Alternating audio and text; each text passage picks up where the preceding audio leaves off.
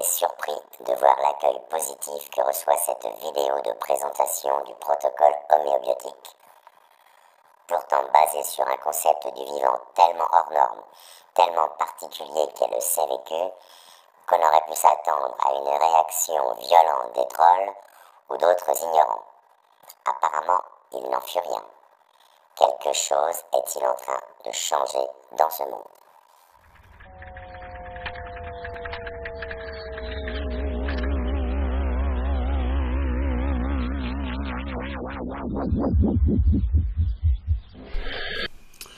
Alors, nous avons beaucoup de demandes pour le protocole de nettoyage, protocole homéobiotique de nettoyage des toxines. Bon, je vous en remercie. Un très bon retour, comme on dit. Mais les gens ne comprennent pas pourquoi l'association Selena demande systématiquement d'établir le thème astrobiotique de la personne concernée. Je me dois de rappeler quelques notions d'astrobiotique. Les énergies cosmiques, photoniques, amplifiées et modelées par les planètes du système solaire, mais aussi l'énergie solaire sous forme de protons, pénètrent le cerveau et sont captées par des cellules spécialisées, particulièrement celles de la silice. Le mécanisme de la silice, nous l'avons vu, il est géré par les angles silice du niveau frontal. Je remonte le graphique. C'est d'ailleurs à ce niveau que l'on retrouve les cristaux de magnétite, et ce n'est pas un hasard. Ces énergies sont les énergies de vie qui sous-tendent la vie et l'intelligence. Je ne m'étendrai pas plus. La structure du cerveau vibratoire quantique joue un rôle essentiel dans ce mécanisme de captation de ces énergies cosmiques.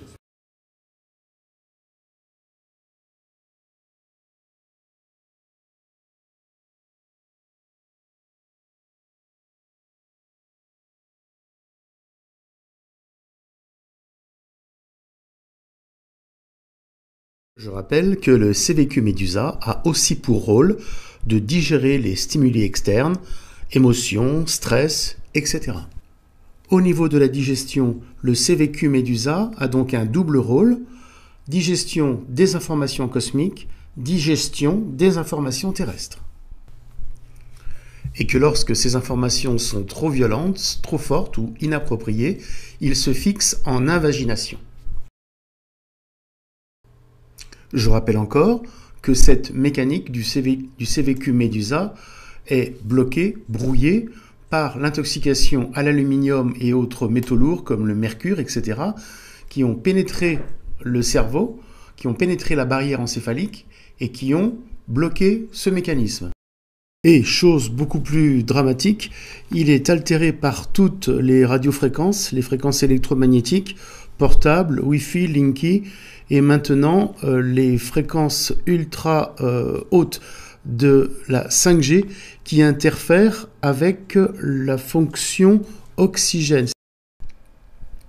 Par la surcharge de ces énergies et ces informations qu'il ne peut plus gérer ni digérer, le CVQ Médusa va se mettre en court-circuit et ce sera la cause de nombreuses pathologies, d'innombrables pathologies, dont l'autisme, mais aussi la dépression, le cancer, etc.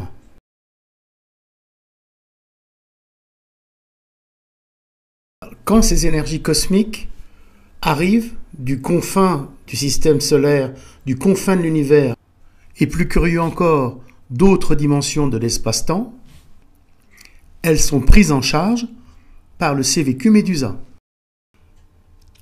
Ces informations digérées et alchimisées vont être translatées dans le cerveau neuronal par le mécanisme du calcium qui prendra le relais. Alors je rappelle que le CVQ Médusa est une dynamique située hors de notre espace-temps, mais une dimension connexe à la nôtre. Le CVQ Médusa, cette dynamique, est animée par une pulsation située au centre du cerveau, normalement quand tout va bien. Il est également activé et contrôlé par les mouvements des os temporaux qui eux-mêmes vont animer les lobes temporaux, mais bref, les os temporaux qui sont situés sur deux vecteurs, ces deux lignes vertes, qui forment l'angle de la molécule d'eau. En regard, nous avons l'angle de la silice, ça nous l'avons vu. Le mouvement circalaire des temporaux, donc cette dynamique du temporal qui se manifeste par un mouvement circalaire, c'est un mouvement en spirale, mouvement qui a cette capacité extraordinaire de faire des allers-retours entre cette dimension de l'espace-temps, cette dimension vibratoire quantique et la nôtre, va être celui qui contrôle l'ADN, donc la biologie. Donc, continuons à expliquer l'influence de l'énergie cosmique et planétaire sur le CVQ Médusa, une fois nettoyé et réactivé. Nous avons vu que cette absorption d'énergie cosmique se fait principalement au niveau frontal par des capteurs silice organisés en trame par l'angle de la silice SiO2. Le CVQ Médusa va absorber cette énergie cosmique dans son enroulement frontal. La digestion de ces nouvelles énergies va amplifier le mouvement global du CVQ et provoquer ce que l'on pourrait appeler un surcroît d'intelligence cosmique. Ces forces sont celles qui modifient la forme du crâne, la forme du cerveau et qui vont conduire l'humain et l'individu vers son destin futur. Le destin de l'humanité, le destin de l'homme est conditionné par ces forces qui le formatent vers sa forme future qui conditionne elle-même son fonctionnement. Si le CVQ Médusa n'a pas été réactivé et remis ensuite en cohérence de phase avec le cerveau neuronal, les deux cerveaux vont rentrer en conflit et ce sera l'origine de nombreux dérèglements et, je dirais, d'innombrables maladies, voire toutes les maladies. Et pour éviter cela, nettoyage du CVQ par son intoxication à l'aluminium, nanoparticules, métaux lourds et autres, et activation par le sérum minéral quantique. Cette dynamique qui, je le rappelle, est toujours hors de notre espace-temps, mais connexe au nôtre, donc une action biologique, va conduire le cerveau vers sa forme future, vers son futur. Le lobe frontal, l'enroulement du lobe frontal conduit la destinée de l'homme, de l'humanité et de l'homme. Tout cela peut avoir des effets très pratiques. Par exemple, si le CVQ n'est pas activé, les forces d'évolution crânienne vont s'effondrer et les dents, la mâchoire, les dents vont se désaligner. Et si l'on redresse de force par un appareil les dents, si on les réaligne de force sans activer le Médusa, on va créer un conflit d'identité qui ressortira forcément un jour sous forme de pathologies diverses, mais souvent des pathologies psy. Pour mieux comprendre cette notion de dynamique circalaire qui anime le CVQ dans une dimension hors de l'espace-temps, écoutons Jean-Claude Bourret qui nous parle des travaux de Jean-Pierre Petit. Cela va nous aider. Alors, il pense que notre univers, qui est là autour de nous, voilà, il y a mon front, il y a mon t-shirt, etc. Notre univers bien physique, que nous côtoyons tous les jours, s'imbrique dans un autre univers qui est de masse négative et que nous ne voyons pas. Dans cet univers de masse négative, qui est peut-être gémellaire, on ne le sait pas, dans cet univers de masse négative, les distances et les vitesses, et la vitesse de la lumière notamment, ne sont pas les mêmes que dans notre univers. Dans notre univers, la vitesse de la lumière, c'est 300 000 km par seconde. En gros, la Terre à la Lune en une seconde. Bon, la Terre à la Lune, ça fait en gros 380 000 km, enfin ça dépend de la position de la Lune. En une seconde, ça semble déjà énorme, mais c'est rien. Parce qu'à la vitesse de la lumière, il nous faut 100 000 ans pour traverser notre galaxie. Juste pour traverser la galaxie, 100 000 ans à 300 000 km par seconde. Donc on est face à quelque chose de tellement immense que la plupart des gens ne l'imaginent tellement pas. Mais avec l'hypothèse de l'univers d'une masse négative qui est imbriquée dans notre univers de masse positive, ça veut dire qu'il y a peut-être en ce moment-là, à ce moment précis où nous enregistrons votre émission de télévision, il y a peut-être des extraterrestres qui sont autour de nous et puis qui nous regardent et qui d'ailleurs doivent bien rigoler en constatant le niveau zéro de notre intelligence. Et de nos interrogations. Voilà. Donc lui, il dit, à partir du moment où il y aurait un autre univers de masse négative qui remplace la théorie de la matière noire que tout le monde connaît et utilise depuis 60 ans, comme il y a une partie de l'univers dont on ne comprend pas les circonvolutions, les scientifiques ont imaginé l'existence d'une pseudo-matière qu'on appelle la matière noire, que jamais personne n'a détectée. En revanche, les observations qui sont faites par les plus grands observatoires, confrontées à la théorie de l'univers de masse négative, ça colle complètement. Le concept Janus. Le concept Janus, l'univers positif, l'univers négatif qui sont imbriqués l'un dans l'autre. Et donc là, on pourrait aller 100 fois plus vite que la vitesse de la lumière. 10 fois plus vite que la vitesse de la lumière, 10 fois plus vite, les distances seraient 10 fois plus courtes, non, même 100 fois plus courtes. Donc ça fait un facteur 1000. Donc quand il vous faut 1000 jours, c'est-à-dire presque 3 ans pour aller d'un point A à un point B dans l'univers, en passant par l'univers de masse négative, on met plus qu'un jour. Donc vous voyez, c'est une révolution totale, exactement comme le Concorde par rapport à un voilier. Donc, la théorie de Jean-Pierre Petit corrobore tout à fait la théorie du double cerveau, le cerveau neuronal et le cerveau vibratoire quantique. Cerveau neuronal serait le cerveau positif, analogiquement la matière visible, et la matière invisible serait le cerveau vibratoire quantique, et l'intrication entre les deux et les mécanismes d'accélération du phénomène neuronal, par exemple, constatés lors de l'activation du CVQ, etc. C'est pourquoi l'on peut dire que le cerveau vibratoire quantique est un cerveau lumière, est un cerveau ultra rapide qui marche avec une énergie photonique lumineuse, voire ultra lumineuse, puisqu'elle est dans une autre dimension de l'espace-temps, une dimension qui supervise, qui englobe, gère de façon ultra rapide les pensées, la mécanique cellulaire, etc. Mais tout en restant connecté au cosmos. C'est pour cela qu'avant de faire un nettoyage et de relancer le Médusa, on veut connaître l'état astrobiotique, donc l'état vibratoire planétaire, d'affinité planétaire du CVQ Médusa, pour savoir à qui on a affaire, à quelle sorte de cerveau on a affaire.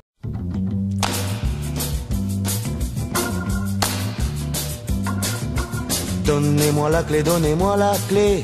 Saint-Pierre, donnez-moi la clé. Saint-Pierre, donnez-moi la clé. Pourquoi la porte est-elle toujours bouclée? Saint-Pierre, donnez-moi la clé.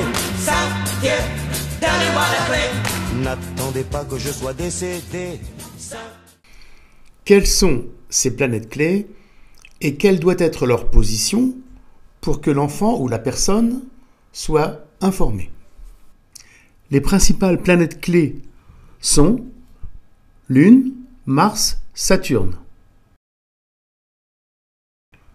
Maintenant, nous allons voir leur position sur le zodiaque, en fait, leur position autour de la Terre, cette position formant comme une serrure, comme une clé astrale, on peut même parler de portail spatio-temporel, pour comprendre comment un enfant ou une personne reçoit plus d'énergie cosmique que d'autres.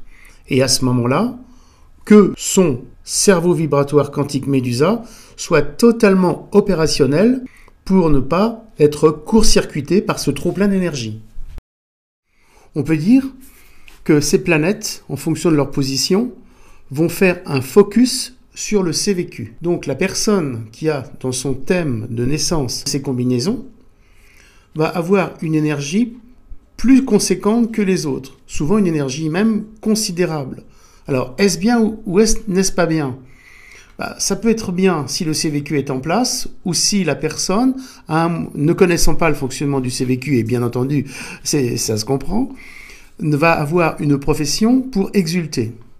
Sinon, le CVQ trop surchargé d'informations cosmiques va imploser, va disjoncter comme un court-circuit.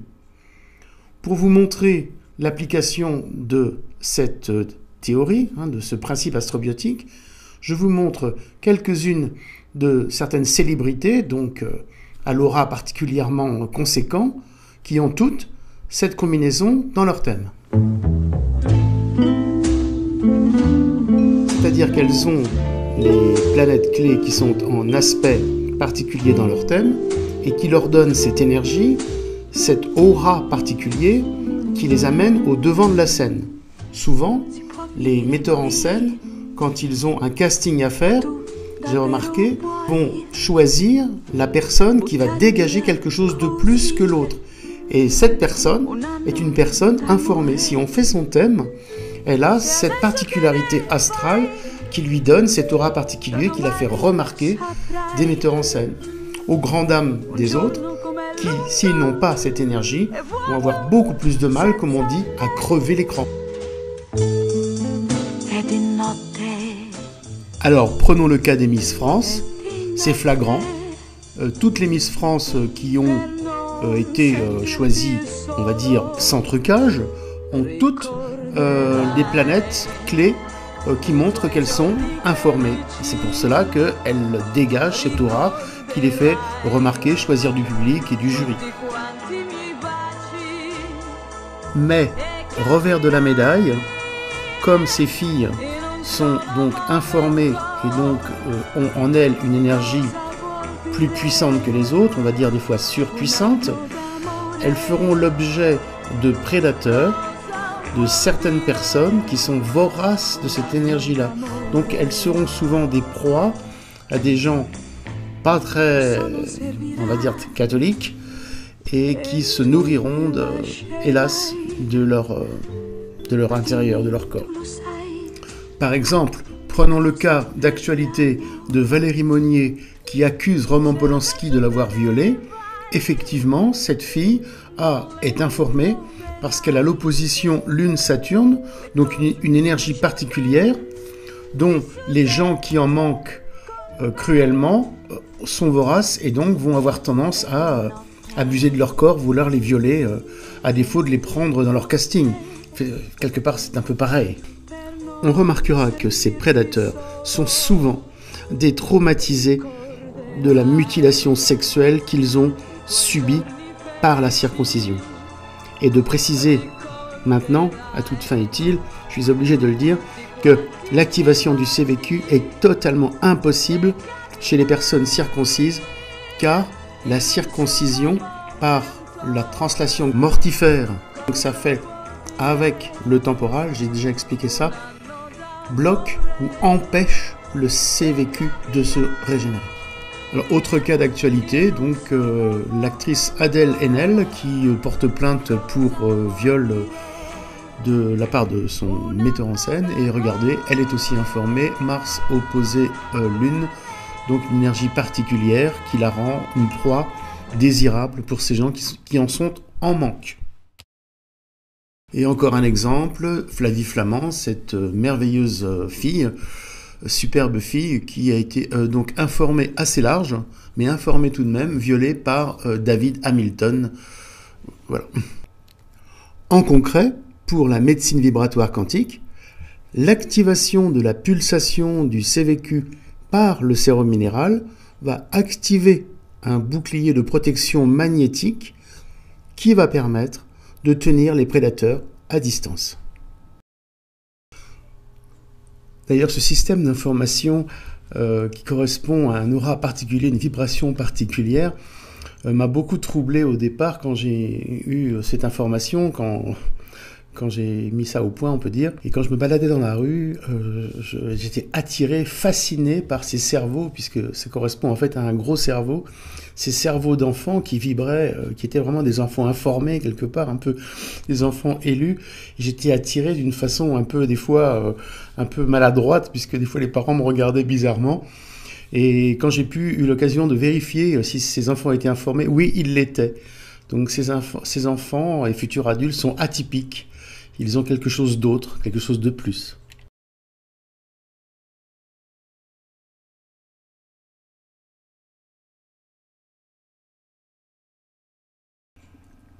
Mais alors, me direz-vous, pourquoi certaines personnes informées, certaines font des carrières prodigieuses, certaines font des cancers ou autres maladies, ou certaines font à la fois les deux? Eh bien, c'est une question de dispersion d'énergie. Si la personne a une carrière qui permet de pouvoir ressortir cette énergie par une profession comme acteur, comme comédien, comme chef d'entreprise, vous voyez, pouvoir ressortir ces informations, le CVQ ne va pas se bloquer Donc, il va pouvoir y avoir un auto-nettoyage, bref, un bon fonctionnement. Si la personne n'a pas cette opportunité, le CVQ va se bloquer et s'abîmer. Voilà. Mais également, il faut comprendre que la planète Terre absorbe aussi cette énergie, à la fois les CVQ et la planète Terre. Et pour ça que j'ai remarqué la concordance entre tremblement de terre, séisme et position des planètes clés. Et ce 11 novembre, où il y a eu le tremblement de terre du Teil, nous avions des conjonctions favorables pour ça. Nous avions Mars opposé Lune, donc enroulement du frontal. Donc là, les CVQ ressentaient cette puissance intérieure. Mais il y avait également Lune opposée Soleil, donc la pleine Lune qui faisait une déformation de la croûte terrestre, donc fragilisait la Terre qui avait absorbé une part de cette énergie. Et il y avait également un événement exceptionnel qui était la conjonction de Soleil-Mercure qui nous ramène à la théorie de Kenneth Dickham, dont je vous mets le lien que vous verrez sur le site Astrobiotique, parce que c'est trop long, mais qui donne un rôle à Mercure en tant qu'activateur solaire. C'est une théorie fantastique qu'il faut absolument que vous connaissiez pour continuer à comprendre cette interconnexion cosmos-Terre, cosmos, cerveau, cosmos, humain, évolution, etc. Donc, quelque part, le nettoyage va mettre à vif le fonctionnement du CVQ. Le nettoyage va être efficace, ok, mais le CVQ va se retrouver activé. Mais la personne doit avoir le mode d'emploi, va savoir comment continuer la gestion, comment continuer à gérer sa vie avec ce nouveau mode de fonctionnement qui a été réactivé. C'est pour ça qu'il est important de savoir si la personne est informée ou non. Si elle l'est, qu'elle est beaucoup plus sensible aux énergies cosmiques et aux stimuli externes, il faut qu'elle prenne conscience de ce mécanisme-là pour continuer à garder son autonomie de fonctionnement face aux aléas de la vie qui vont continuer à lui arriver. Analyser sa vie, son fonctionnement de vie, en fonction de cette mécanique qu'elle va découvrir.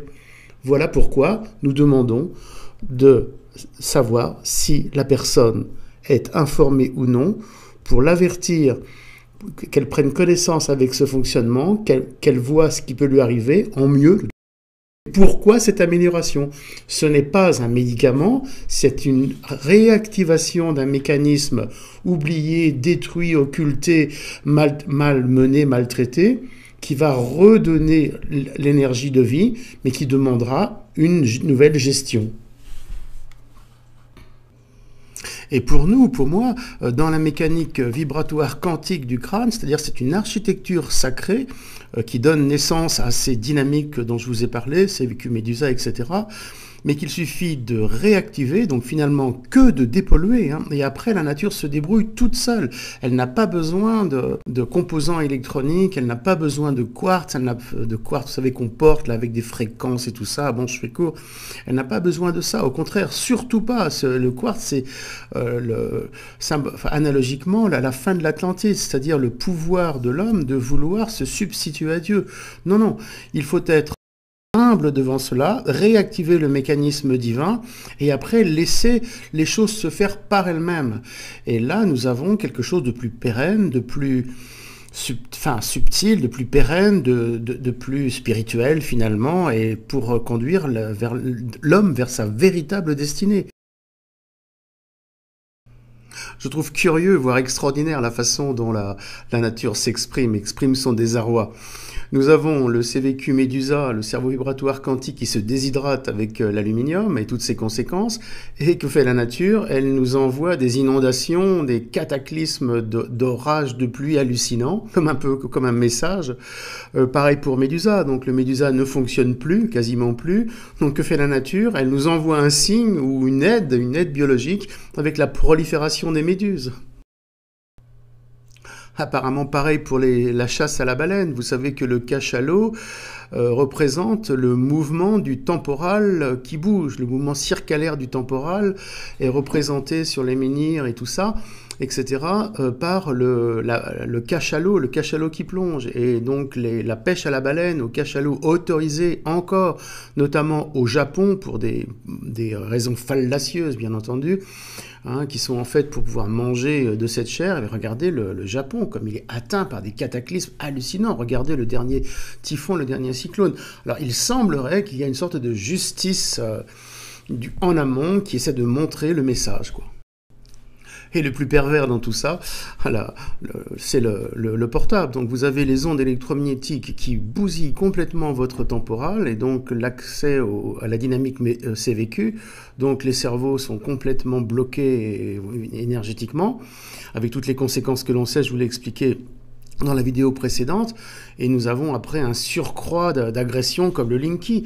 N'acceptez pas le Linky, supprimez ces ondes qui vont bloquer la régénérescence de votre cerveau vibratoire la nuit par les ondes cérébrales qui vont être bloquées par cette émission en permanence du courant électromagnétique CPL et qui vont faire que votre cerveau ne va pas se réparer. Et le nombre d'enfants, d'adolescents qui ne vont pas et qui ont le Linky dans la maison est incroyable, hallucinant. Donc résistez là-dessus.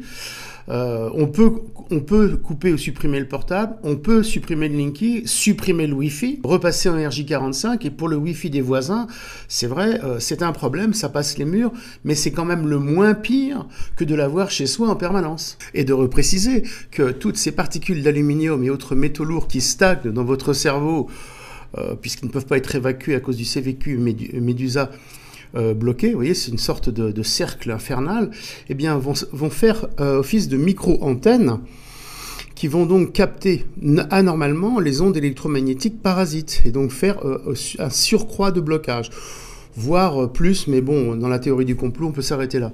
Donc l'électrosensibilité vient en fait d'un blocage Médusa qui ne peut pas éliminer les métaux lourds qui font antenne et qui rendent la vie infernale.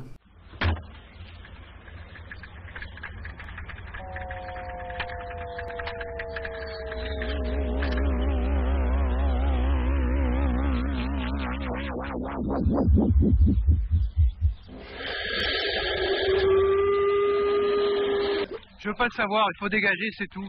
On va pas se laisser emmerder par l'irrationnel, bordel.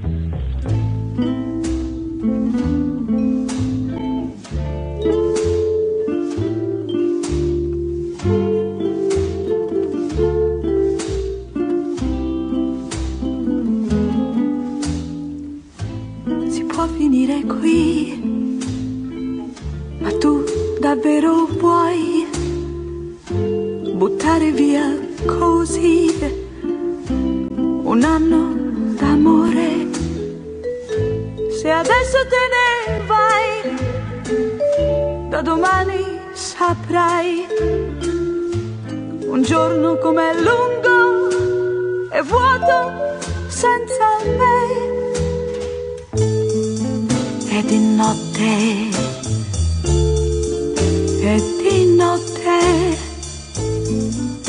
per non sentirti solo, ricorderai i tuoi giorni felici, ricorderai tutti quanti i miei baci e capirai in un solo momento cosa vuol dire un anno d'amore, cosa vuol dire un anno d'amore. Lo so non servirà e tu mi lascerai, ma dimmi, tu lo sai, che cosa perdiamo se adesso te ne vai? Non le ritroverai, le cose conosciute, vissute con me. E di notte, e di notte, per non sentirti solo, ricorderai i tuoi giorni felici, ricorderai tutti quanti i miei baci e capirai